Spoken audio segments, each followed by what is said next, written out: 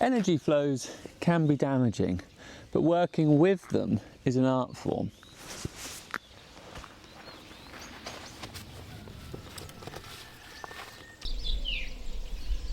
To me, one of the best times to be out on the land is at sunrise. There's so much life in the morning, the birds singing and everything starting its day.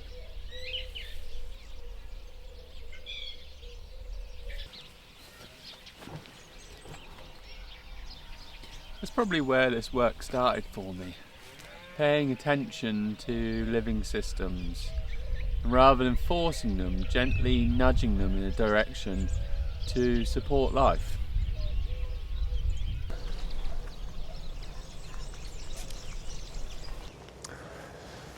People often want how-to videos, but before that we need to stop, listen, observe and understand why we're interacting with the land.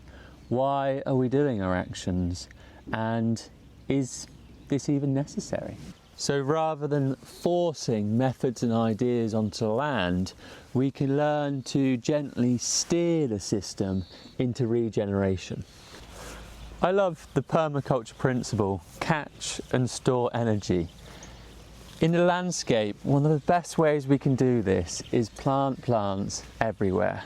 Not just plants for ornament or biodiversity, but plants that feed and nourish us. Instead of planting just an ornamental garden, plant fruit, nut trees, edible perennials everywhere so we can harvest those energy flows. And it happens to be that wildlife love fruit and nuts as well. So if we can, why not? Something I always recommend to clients is to create habitat piles in all the different areas of their landscape and garden, so that rather than cutting material and moving it long distances across the land, break it down in situ. Have that habitat pile or compost pile in every area, so that not only are you reducing the energy you need to expend in the landscape, you're also creating habitat for wildlife and at a later date compost and fertility to put back around your trees and plants to grow more food. I grew up on the land in a place much like this. Rather than the landscape being somewhere I visited, I grew up with it, being in place long enough to build a relationship with the land, understanding its special characteristics and how it changes over time, and understanding my place within the landscape and environment.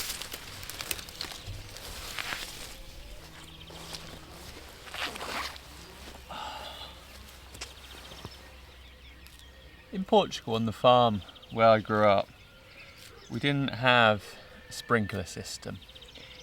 We didn't have instant irrigation that when you turn it on, it does everything for you.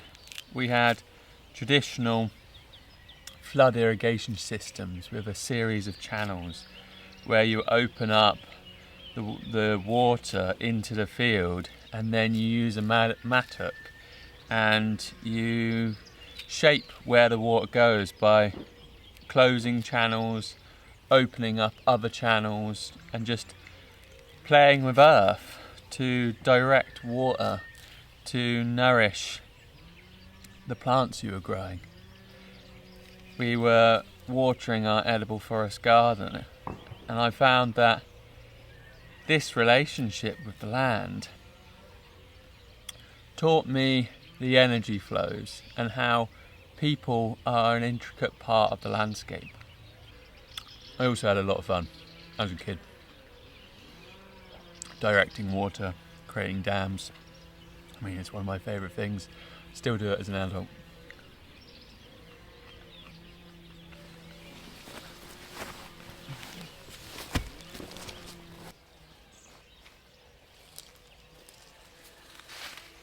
As I mentioned in my last video, we can learn a lot from grazing animals and how they move fertility across the land, move this energy on the landscape. They graze areas short, pick up the vegetation in their gut, and they move this fertility to areas and deposit in these little fertile points. And that creates this variety on the landscape where they're reducing fertility in some areas, moving that energy and depositing it in others where there's more energy. And we can learn from this as gardeners in that we can cut meadows, pick up all of the fertility in the area where we don't want that, and move it to places where we do want, like leaving it around the base of fruit trees where we want that fertility. And as all of the vegetation breaks down, that's released and feeds the plants.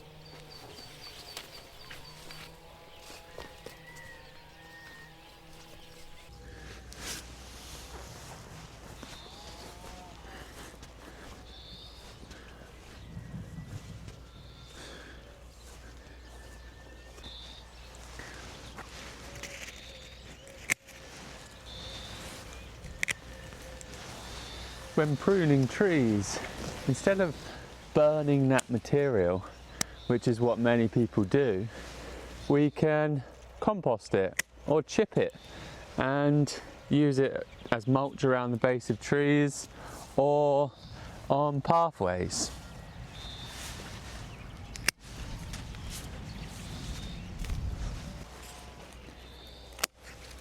This tree's spent many years capturing the sun's energy and then turning that into organic matter, this hard wood.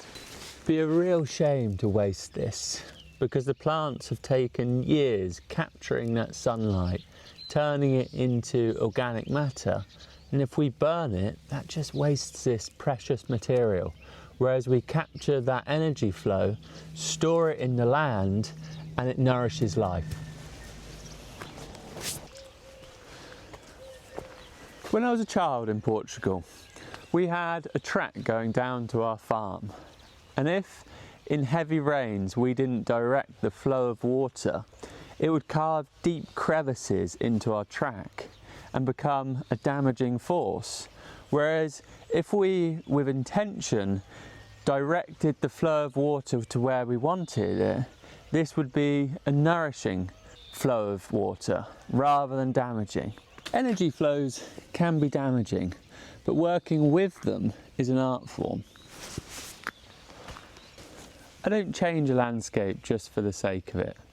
I create disturbances in the landscape after observation, adapting and directing energy flows, opening up spaces for sunlight, creating shady spots. And with this, it becomes this creative act, a backwards and forwards of change in the landscape, and I believe that's for the better. You start to notice patterns when you stay in a landscape long enough. You see that grass moves out the way for brambles, brambles create space and shelter for trees, and we always have this dynamic changing landscape. When I was a kid in Portugal, one spring me and my brother planted 2 terraces of potatoes. We then went back to England and our dad didn't water them, so all the potatoes died. That's where I learned that design and implementation are only part of the process, and that aftercare is absolutely vital for the landscapes we create to thrive. When I came back to England, I realised that in the UK it's not so common for people to grow up on the land, understanding that they are a part of the landscape and ecology. I was down at the skate park when I was a teenager, and I was eating a pear. One of my friends was sat next to me and he said, "What the F is that?" And he didn't know what a pear was. And it suddenly hit me that how can we care for the landscape and wildlife around us if we don't have this connection to land? And food is that vital connection. That's why I spend so much time telling the story of the landscape and how we are connected to the land and ecology. Because if we aren't aware and we don't understand our role, how can we care for the life around us? And if we don't understand that we're part of the land and ecology, we can degrade it without even noticing. This only works when it gets passed on from land to people, from people to place, and when people build these long relationships with the places they inhabit, we learn to care more, and we pass that through generation to generation. As gardeners, we are a part of the land, a part of a complex and beautiful living system.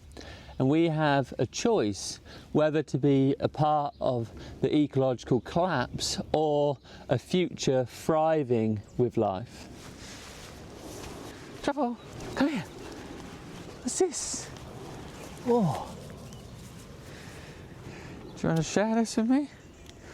Do you want a bit of orange? You love a bit of orange, don't you?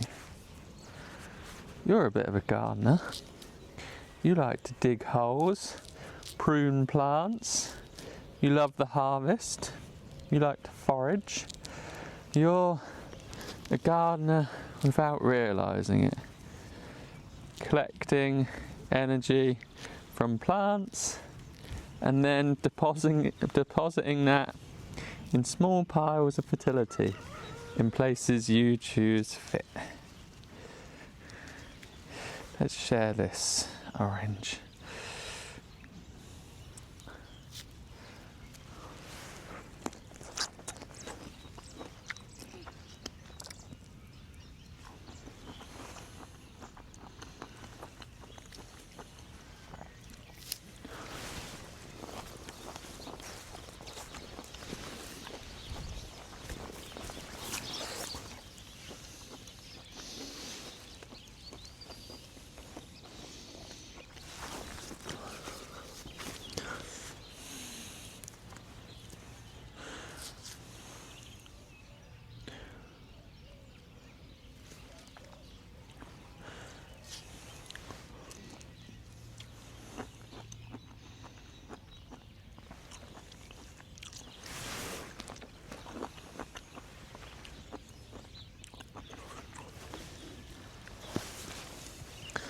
Come on, Truffle. Let's go.